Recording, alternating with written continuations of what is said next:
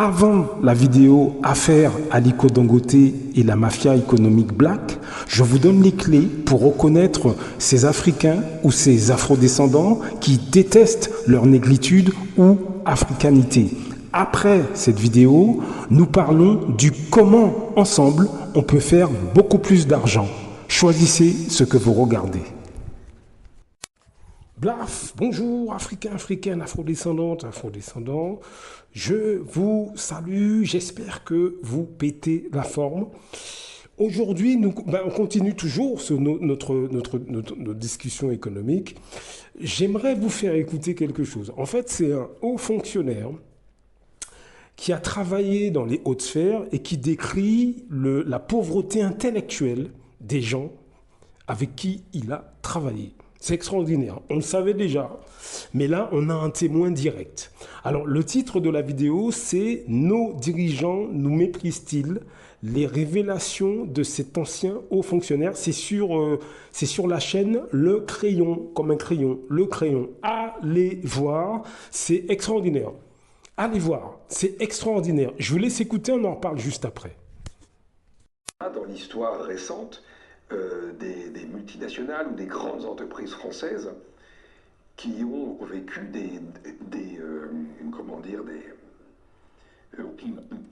qui ont eu des issues très funestes parce qu'il y a eu des décisions aberrantes, totalement aberrantes. Mais là, c'est un groupe de dirigeants qui s'est entêté avec une idée du réel qui s'était construite et qui était bien sûr complètement différente du vrai réel, pour le coup. Et là, ça conduit inévitablement au désastre. Et comme de toute façon, effectivement, ils évoluent dans l'entre-soi, ils pensent tous pareil, donc de toute façon, ils ont tous ensemble, ils ont la même idée du réel. Donc ils se convainquent de toute façon que c'est la bonne idée. Oui, quand on a confirmation de quelqu'un qu'on estime. Exactement, c'est comme ça, et qu'on estime beaucoup. Et c'est un peu un fonctionnement en miroir, vous voyez, qui se passe entre eux. Ce qui produit ce que l'on voit en France avec des réformes qui peuvent être, que l'on fait passer au forceps avec matraquage de citoyens, etc., pour à la fin gagner quoi? On sait. Il semblerait que la réforme des retraites, comme elle a été finalement votée, elle ne fait pas gagner grand-chose. Voilà. Par contre, il a fallu la passer. Qu'est-ce qu'on devrait attendre d'un bon dirigeant, vu que visiblement la plupart des gens qui nous dirigent actuellement ont été un petit peu... leur fonction a été dévoyée. Le service à l'État. C'est la première obligation. Il y a une citation de Bernanos que je mets en exergue dans mon livre, c'est que l'élite n'est l'élite que quand elle apporte beaucoup plus qu'elle ne reçoit. Aujourd'hui, on est dans une situation où l'élite reçoit beaucoup plus qu'elle n'apporte, puisqu'en fait, elle n'apporte qu'à elle-même, donc elle n'apporte pas à la population en général ou au pays en général. Par contre, elle reçoit beaucoup du pays et de la population. Donc c'est le service à l'État avant tout. Et force est de constater que c'est perdu. Et le deuxième point, c'est l'écoute. L'écoute de tous les... de tous ceux qui peuvent avoir un avis intelligent sur la question. Moi, je crois que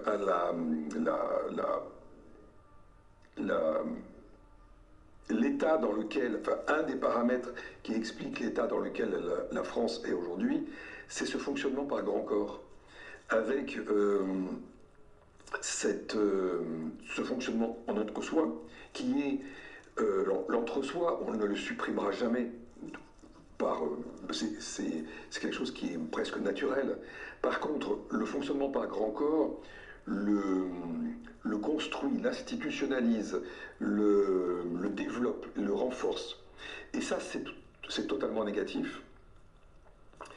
Et puis, il y a cette impunité, il y a cette irresponsabilité. Il est absolument anormal qu'un salarié lambda, s'il fait une faute qui coûte 100 € à son entreprise, se voit sanctionné, voire licencié, et qu'un haut fonctionnaire qui fait des erreurs qui peuvent coûter 100 millions, 200 millions, plusieurs milliards, poursuive sa carrière dans un autre poste.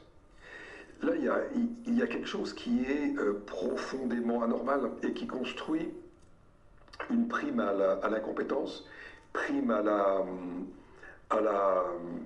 désinvolture. J'ai vu cette désinvolture. Je me rappelle, et je crois que je le raconte dans le livre, à un moment donné, Coulanges se propose de travailler dans un groupe de travail qui a été ouvert très récemment par le ministère de tutelle dans lequel il travaille. Et c'est un groupe de travail très très intéressant qui regroupe des gens de différents secteurs pour essayer de construire des idées un peu innovantes. Il va présenter cette proposition de rentrer dans ce groupe de travail ministériel à son chef, donc Ursi, qui est haut fonctionnaire, et lui répond mais tu crois que tu vas sauver la France, mais t'es bête.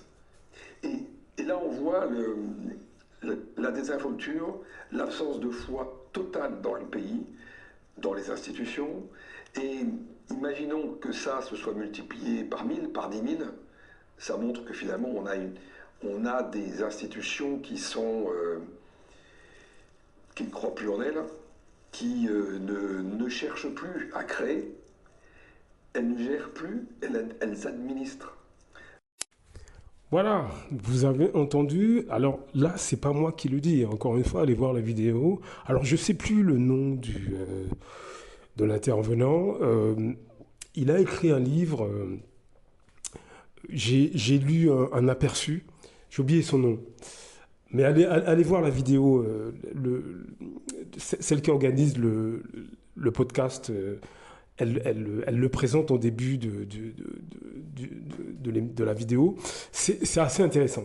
C'est vraiment, vraiment intéressant. Bon, on savait déjà qu'ils étaient nuls. Mais pourquoi je vous parle de ça? Tout simplement parce que quand je vous dis que vous devez organiser, vous, votre vie économique, c'est pas des bêtises. Je veux dire que si vous faites confiance à cette espèce d'élite, mais quel que soit le pays où vous êtes, là, cet homme, c'est un Français, il parle de la France, mais dans tous les pays, c'est pareil.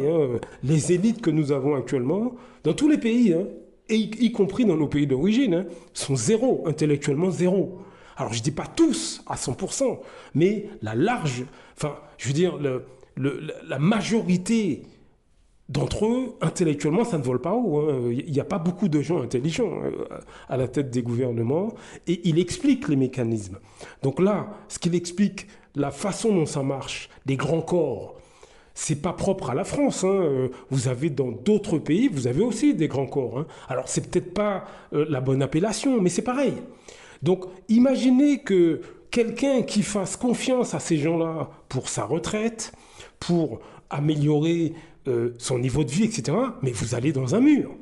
Est-ce que vous comprenez? Est-ce que vous comprenez que lorsque vous écoutez les afrodescendants que je vous décris dans tous ces audios, qui ont une belle voiture, belle maison, qui friment, qu'il ne faut que blaguer, on rigole, on fait des grillades le week-end, on ne parle de rien, on ne planifie rien. Tous ces gens qui se vantent parce qu'ils ont acheté leur pavillon, ou bien ils ont un ou deux appartements qu'ils ont achetés et qui c'est très bien. Ils les louent, ils ont des locataires, ils se prennent pour des multimilliardaires. Ils ont un petit bout de terrain, ils se prennent pour des multimilliardaires. Ce sont des ignorants. Est-ce que vous comprenez? De même que ces gens qui sont à 1200 € par mois, et puis ils achètent des grosses voitures, des belles maisons, etc. Ils se prennent pour les rois du pétrole, ils se vantent, mais ils touchent que 1200 €. Ils achètent je sais pas quoi et je sais pas quoi. Je veux dire, ces gens-là sont ignorants, bêtes, incultes. Est-ce que vous comprenez? Voilà la réalité des pseudo-élites que nous avons dans nos pays, quels que soient nos pays d'origine et quel que soit le pays d'Europe où vous êtes installés. Là, c'est un témoin vivant, là. Là, c'est pas moi qui parle. C'est un haut fonctionnaire français et il parle de ses compatriotes dans ces milieux-là. Est-ce que vous comprenez ce que je veux vous dire? Donc, quand je dis qu'il faut qu'on parle de poids économique, il faut qu'on parle des méthodes pour augmenter notre poids économique, etc., etc. Je veux dire, je ne suis pas en train de délirer, je ne suis pas en train d'extrapoler, d'exagérer, etc., hein. Je ne suis pas en train de faire ça. Est-ce que vous comprenez? Est-ce que vous comprenez? Est-ce que vous comprenez ce que je veux dire? Je ne suis pas en train de, je ne suis pas en train hein, de- je suis pas en train d'exagérer ou quoi, ou quoi, quoi. On est face à un gros problème, mes amis. On est face à un gros problème.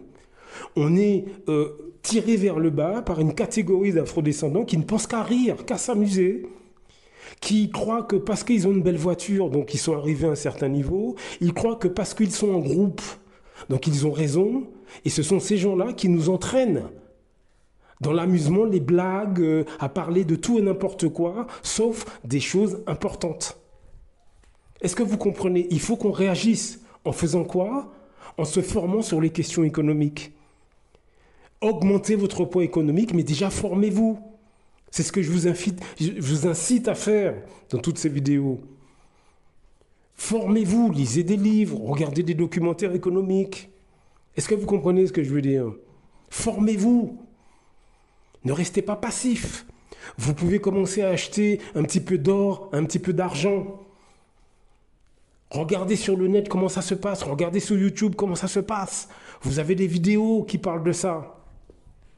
Commencez à faire ces petites choses. Est-ce que vous voyez ce que je veux dire? Commencez à faire ça. Ne soyez pas passif, ne soyez pas attentiste. Il faut vraiment qu'on commence à réagir. Même si vous êtes tout seul à réfléchir à ces questions-là, c'est pas grave. C'est pas grave. Ce n'est pas grave. Vous inquiétez pas. D'autres suivront. Contactez des gens sur l'Internet qui sont intéressés sur ces sujets-là. Est-ce que vous voyez ce que je veux dire?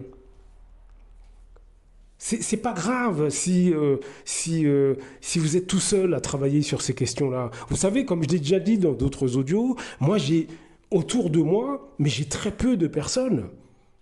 Pourquoi? Mais c'est parce que maintenant je suis en pleine conscience sur beaucoup de sujets. Donc les gens ne vous aimeront pas. Je vous assure que les gens ne vous aimeront pas, hein. Même des membres de votre famille, même des amis que vous connaissez depuis 20 ans, 30 ans, 40 ans. Dès que vous allez commencer à réfléchir sur les questions importantes, dès qu'ils vont s'apercevoir que vous ne fonctionnez plus comme eux, ils ne vous aimeront pas. Mais ce n'est pas grave. Continuez votre route, continuez à vous organiser. Est-ce que vous comprenez? Continuez. Continuez. Ne vous arrêtez pas. C'est important on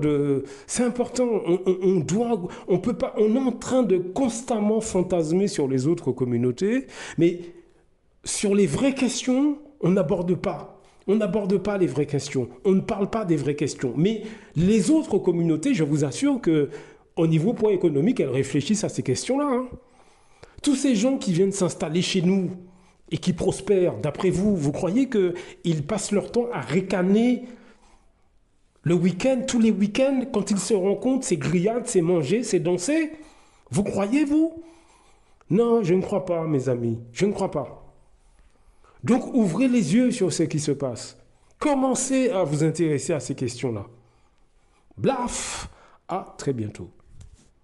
Beaucoup d'Africains se lèvent contre les autres Africains. C'est généralement à travers la corruption. L'Europe, l'Occident le sait. La meilleure façon de faire tomber un Africain qui se lève pour les intérêts des Africains, il faut aller corrompre ses amis ou ses compatriotes. C'est comme ça que c'est toujours à cause de l'argent. Celui qui a fait tomber son cara, il a fait beaucoup. C'est parce qu'il voulait être son cara à la place de son cara.